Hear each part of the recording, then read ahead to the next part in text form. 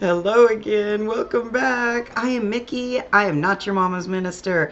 And today we're going to talk about curses. I was asked by a client why I charge so much money for curses. And I thought that was an awesome question. And I don't think I've ever answered that. So I'm going to go ahead and answer that today and talk a little bit about curses, make this a quick one for you.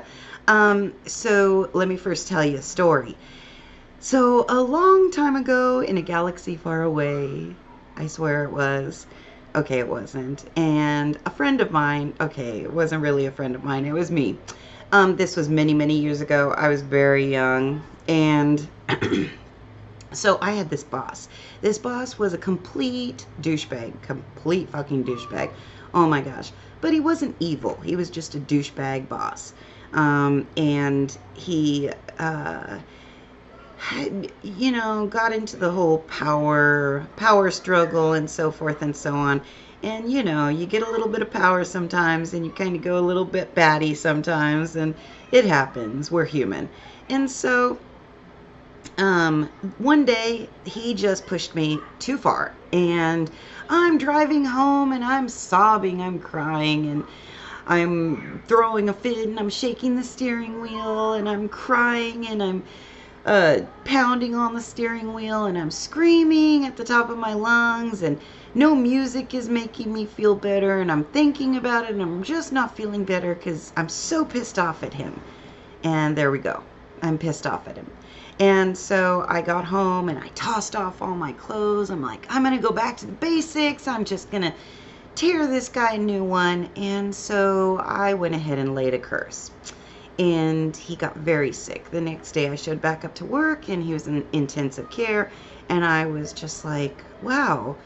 And all of a sudden it hit me that, did he deserve to die? Did he deserve that I would sit there and not take into consideration anything other than I was pissed and I was offended by the way that he managed and the way that he supervised, and I just didn't like him. And so my emotions got the best of me, as they do, because again, we're human.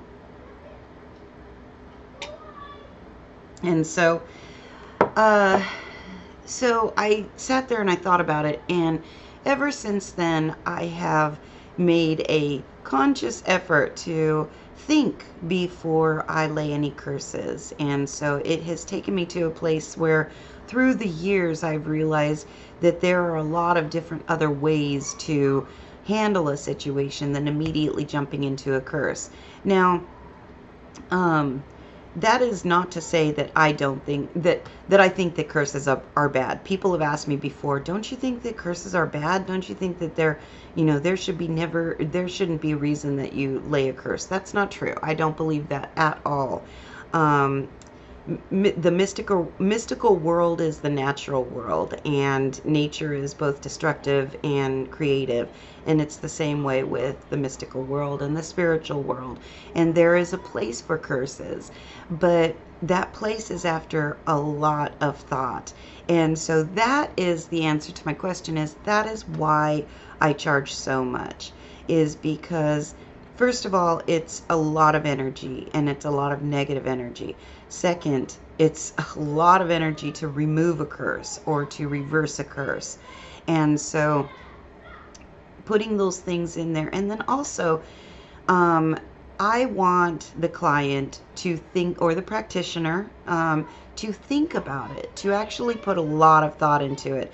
And so I usually tell them, okay, you have to fucking think about this for 24 hours or for a week. I want you to think about whether or not this is actually something that you want to do. I will not do it if it's not righteous. I absolutely won't do it if it's not righteous. If you come to me and you say, my husband cheated on me and so I want him dead. Really? That's not righteous at all. You want me to make him go limp for a year, that's fine. But you want me to kill him with a curse? That's not fine. And that's not righteous. It's not just. And so that is always the big deal with me, is righteousness and justice. And so, and balance. And so so when somebody comes to me and they immediately ask for a curse, then I need to sit there and discuss with them why. What is, of course, what is the situation? What is the purpose behind it? And then I'm going to make you think about it. I'm going to make you think about the end result, what it's going to do to you, because I know that that next day when I went back into work, I felt like a piece of shit. And because I realized, you know, yeah, I didn't like him. I thought he was a douchebag. I didn't want him to be my manager anymore, but I didn't think that he deserved to die. And I was very grateful to the universe and to the gods and to the spirits that they didn't, that this energy wasn't allowed to go to the extreme of actually killing him. And so uh, the end of that story is he ended up being fine and I ended up leaving the job. But, um, that's the thing, is that regardless of whether or not we look at the factual aspect of things, people get sick all the time, people die all the time. And so there is no proof with mystical work. There is no proof with the spiritual world or anything like that. We can't prove it. And so not yet. There is no way to gauge whether or not a love working is going to work with one person, and a love working won't, that same love working might not work with another person.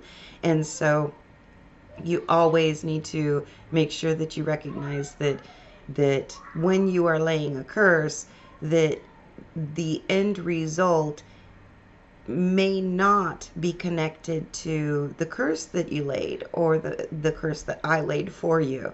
Um, but it might be. And so do you really want that filth on your soul and on your conscience, that maybe the energy that I put into it caused this situation for this person, or this problem for this person, or in those cases where somebody does a coffin curse or a death curse, um, a generational curse. There are so many different curses that can cause terrible, terrible destruction. And so there is no way to uh, guarantee or prove that's what worked, but there's also no way to prove that that's not what did it. And so you're wearing that like a second skin, a filthy second skin. And so the situations that people bring to me and say, I want to curse this person for this, if I agree to it, I am going to make the client first think about whether or not they really want it. And I give them all of the other options. Why don't we do this first? Why don't we try this first?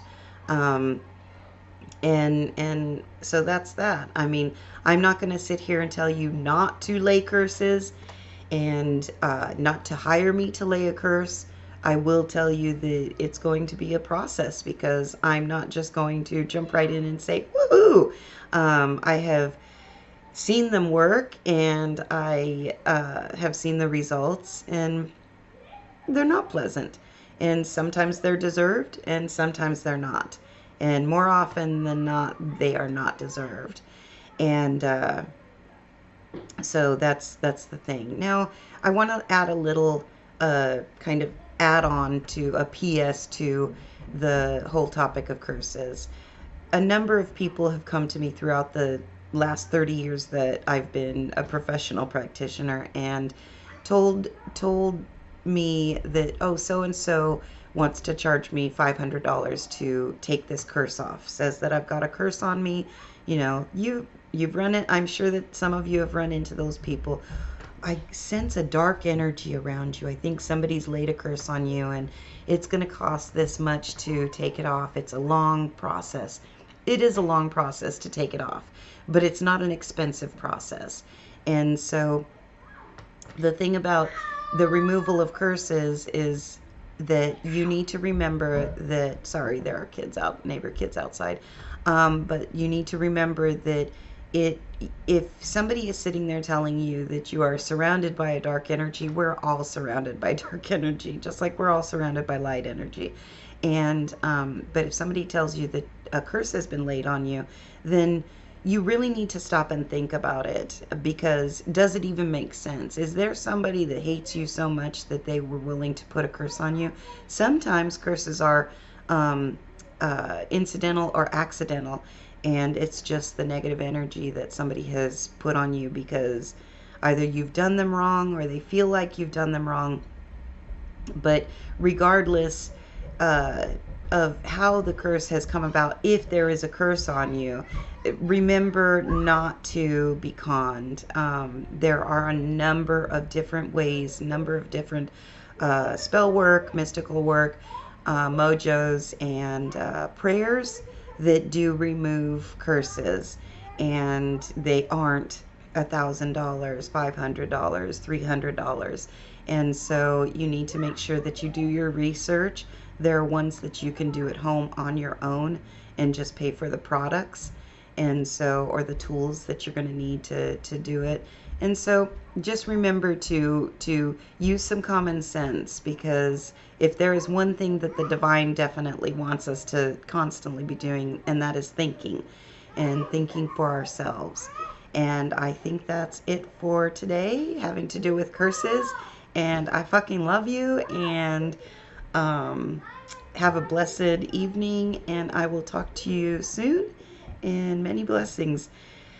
And don't forget to, I am always reminded to do this, don't forget to like, share, subscribe, and please comment.